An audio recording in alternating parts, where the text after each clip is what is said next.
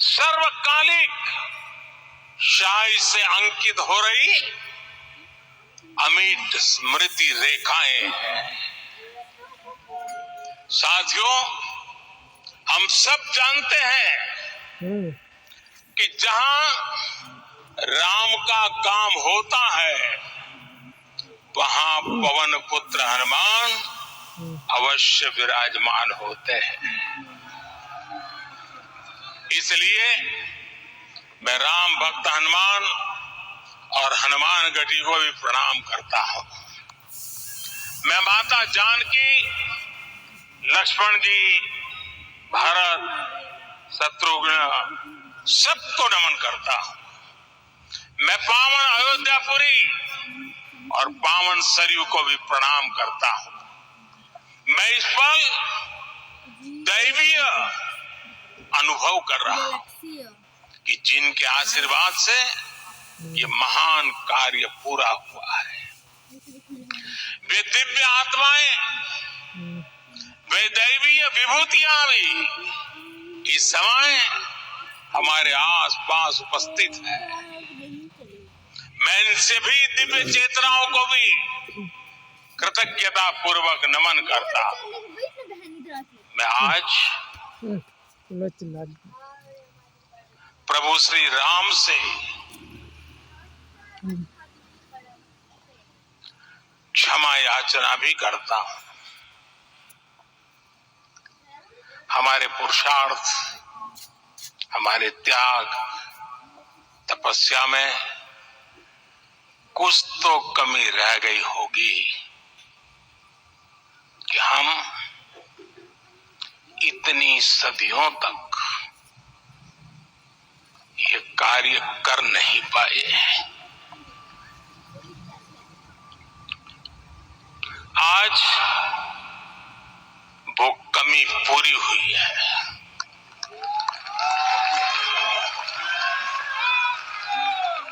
मुझे विश्वास है प्रभु राम आज हमें अवश्य क्षमा करेंगे। मेरे प्यारे देशवासियों, त्रेता में राम आगमन पर पूज्य संत तुलसीदास जी ने लिखा है, प्रभु बिलोकी हर से पुरबासी, जनित वियोग विपत्ति सबनासी। अर्थात प्रभु का आगमन देकर ही सब अयोध्यावासी, समग्र देशवासी हर्ष से भर गए। लंबे वियोग से जो आपत्ति आई थी उसका अंत हो गया। उस कालखंड में तो वो वियोग केवल 14 वर्षों का था, तब भी इतना असह्य था। इस युग में तो अयोध्या और देशवासियों ने सैकड़ों वर्षों का वियोग सहा है। हमारी कई कई पीढ़ियों ने वियोग सहा है।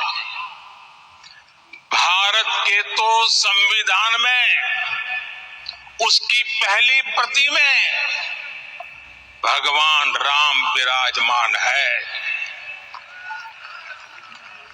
संविधान के अस्तित्व में आने के बाद भी दशकों तक प्रभु श्री राम के अस्तित्व को लेकर कानूनी लड़ाई चली। मैं आभार व्यक्त करूंगा भारत की न्यायपालिका का, जिसने न्याय की लाज रख ली।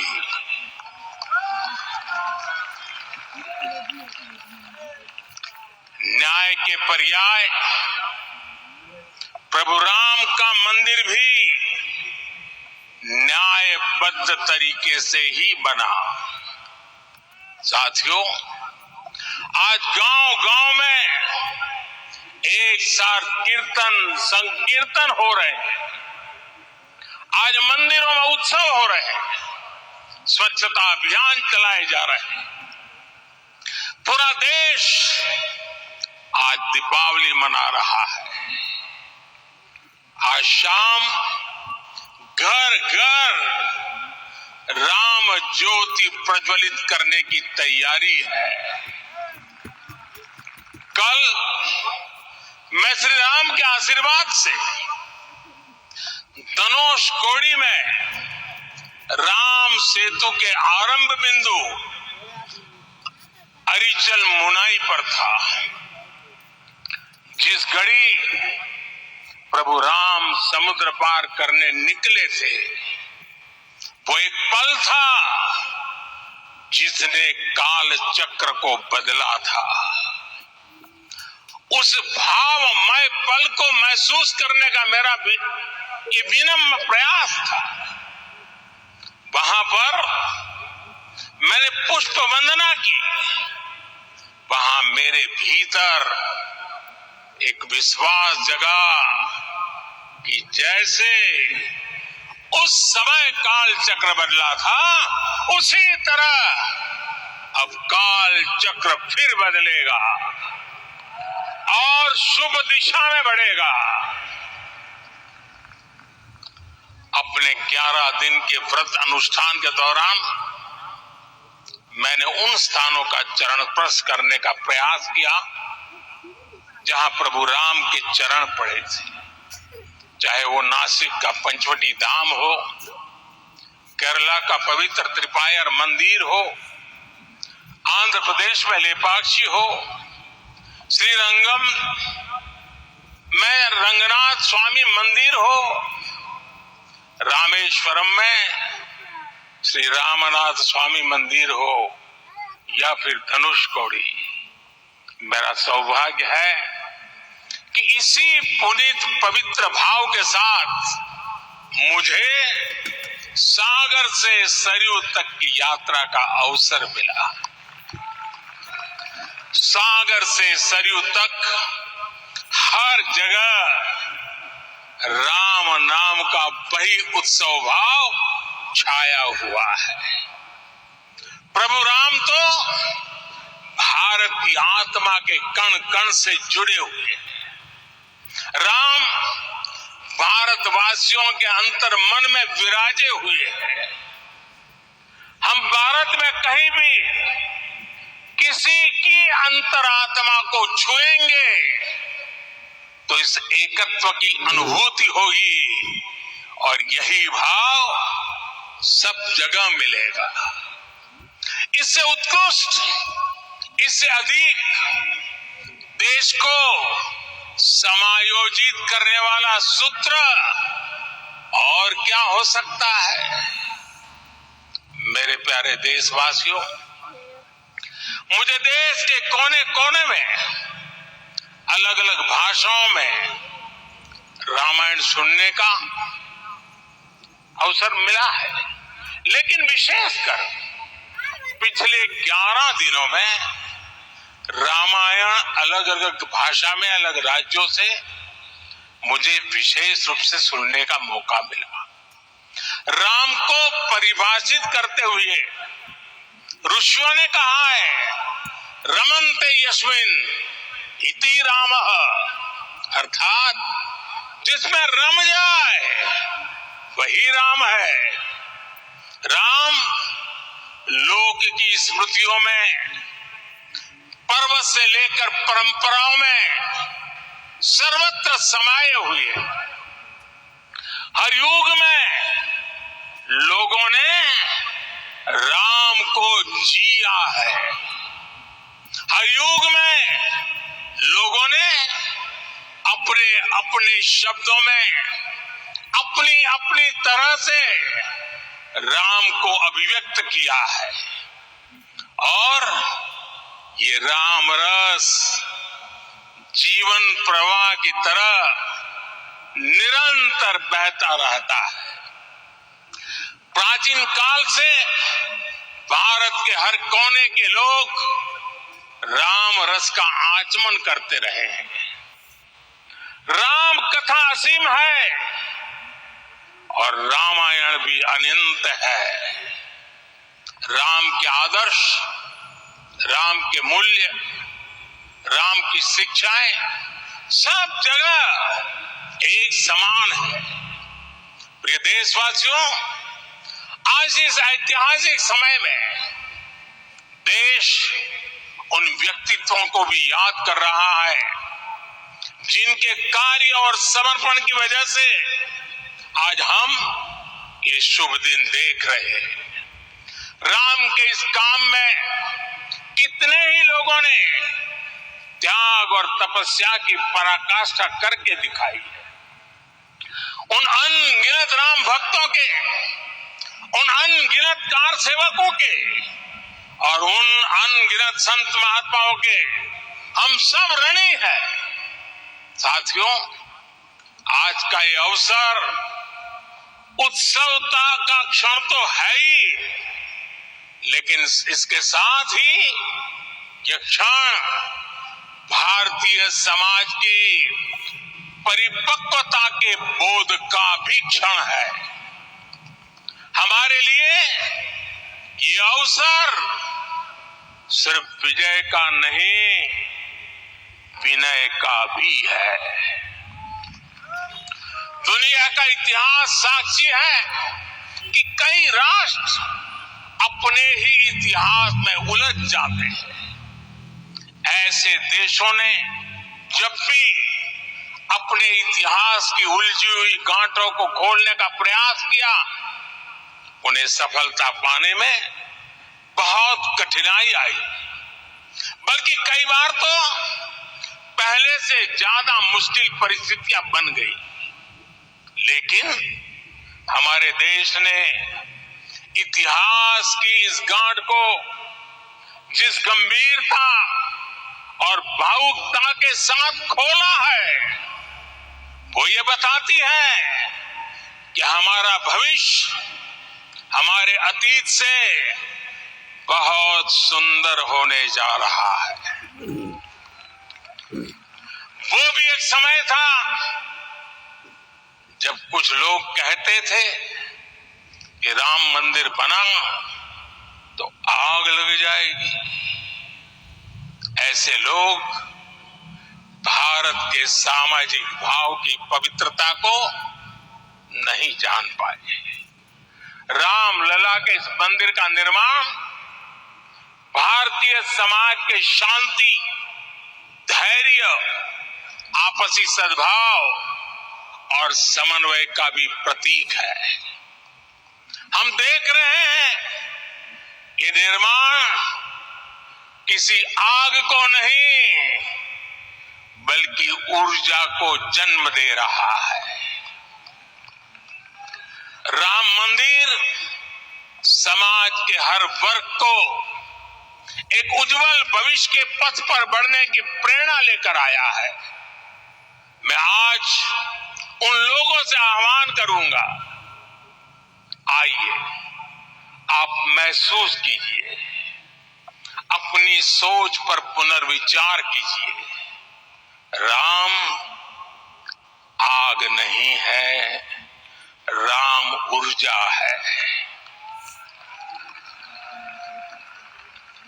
राम विवाद नहीं, राम समाधान है। राम सिर्फ हमारे नहीं है, राम तो सबके हैं। राम वर्तमान नहीं, सिर्फ वर्तमान ही नहीं, राम अनंत काल है। साथियों, आज जिस तरह राम मंदिर प्राण प्रतिष्ठा के इस आयोजन से पूरा विश्व जुड़ा हुआ है, उसमें राम की सर्वव्यापकता के दर्शन हो रहे हैं। जैसा उत्सव भारत में है, वैसा ही अनेक देशों में है। आज अयोध्या का यह उत्सव रामायण की उन वैश्विक परंपराओं का भी उत्सव बना है। रामलला की प्रतिष्ठा वसुधैव कुटुंबकम के विचार की भी प्रतिष्ठा है। साथियों, आज अयोध्या में केवल श्री राम के विग्रह रूप की प्राण प्रतिष्ठा नहीं हुई है, ये श्री राम के रूप में साक्षात भारतीय संस्कृति के प्रति अटूट विश्वास की भी प्राण प्रतिष्ठा है। ये साक्षात मानवीय मूल्यों और सर्वोच्च आदर्शों की भी प्राण प्रतिष्ठा है। इन मूल्यों की, इन आदर्शों की आवश्यकता आज संपूर्ण विश्व को है। सर्वे भवन्तु सुखिनः, ये संकल्प हम सदियों से दोहराते आए हैं। आज उसी संकल्प को राम मंदिर के रूप में साक्षात आकार मिला है। ये मंदिर मात्र एक देव मंदिर नहीं है, ये भारत की दृष्टि का, भारत के दर्शन का, भारत के दिग्दर्शन का मंदिर है। ये राम के रूप में राष्ट्र चेतना का मंदिर है। राम भारत की आस्था है, राम भारत का आधार है, राम भारत का विचार है, राम भारत का विधान है, राम भारत की चेतना है, राम भारत का चिंतन है, राम भारत की प्रतिष्ठा है, राम भारत का प्रताप है, राम प्रवाह है, राम प्रभाव है, राम नीति भी है, राम नीति भी है, राम नित्यता भी है, राम निरंतरता भी है, राम विभु है, विशद है, राम व्यापक है, विश्व है, विश्वात्मा है। और इसलिए जब राम की प्रतिष्ठा होती है तो उसका प्रभाव वर्षों या शताब्दियों तक ही नहीं होता, उसका प्रभाव हजारों वर्षों के लिए होता है। महर्षि वाल्मीकि ने कहा है, राज्यम 10 सहस्त्राणि प्राप्य वर्षाणि राघवः, अर्थात राम 10,000 वर्षों के लिए राज्य पर प्रतिष्ठित हुए, यानी हजारों वर्षों के लिए राम राज्य स्थापित हुआ। जब त्रेता में राम आए थे तब हजारों वर्षों के लिए राम राज्य की स्थापना हुई। हजारों वर्षों तक राम विश्व पथ प्रदर्शन करते रहे थे। और इसलिए मेरे प्यारे देशवासियों, आज अयोध्या भूमि हम सभी से, प्रत्येक राम भक्त से, प्रत्येक भारतीय से कुछ सवाल कर रही है। श्री राम का भव्य मंदिर तो बन गया, अब आगे क्या? सदियों का इंतजार तो खत्म हो गया, अब आगे क्या? आज के इस अवसर पर जो दैवीय आत्माएं हमें आशीर्वाद देने के लिए उपस्थित हुई हैं, हमें देख रही हैं, उन्हें क्या हम ऐसे ही विदा करेंगे? नहीं, कदापि नहीं। आज मैं पूरे पवित्र मन से महसूस कर रहा हूं कि काल चक्र बदल रहा है। ये सुखद संयोग है कि हमारी पीढ़ी को एक कालजयी पथ के शिल्पकार के रूप में चुना गया है। 1000 वर्ष बाद की पीढ़ी राष्ट्र निर्माण के हमारे आज के कार्यों को याद करेगी। इसलिए मैं कहता हूं, यही समय है, सही समय है। हमें आज से, इस पवित्र समय से अगले 1000 साल के भारत की नींव रखनी है। मंदिर निर्माण से आगे बढ़कर अब हमें सभी देशवासी यही इस बल से समर्थ, सक्षम, भव्य, दिव्य भारत के निर्माण की सौगंध लेते हैं।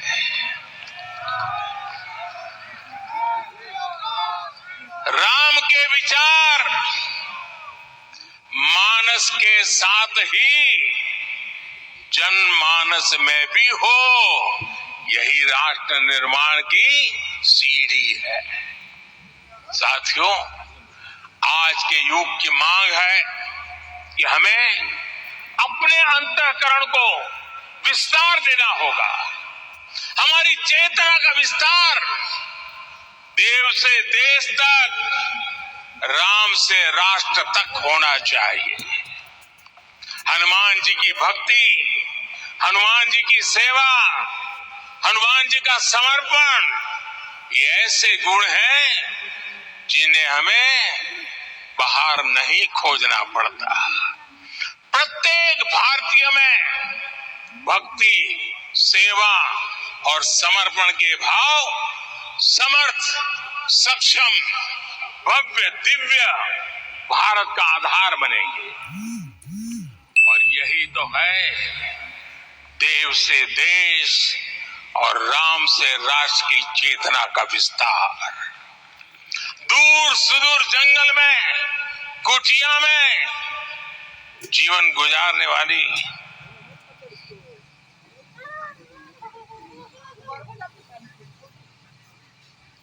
मेरी आदिवासी माँ शबरी का ध्यान आते ही अप्रतिम विश्वास जागृत होता है। माँ शबरी तो कब से कहती थी, राम आएंगे।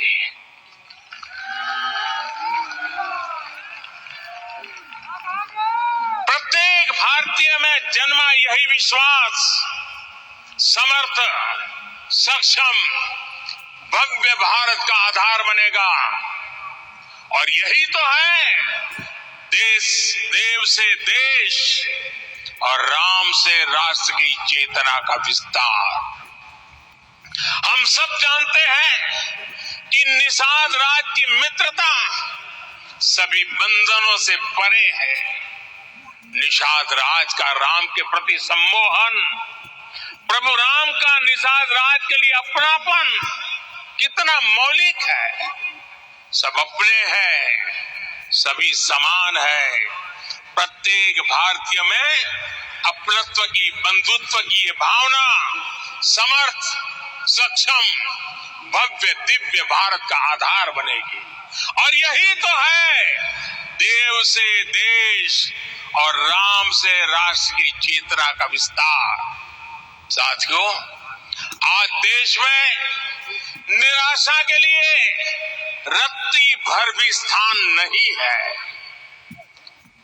मैं तो बहुत सामान्य हूँ, मैं तो बहुत छोटा हूँ।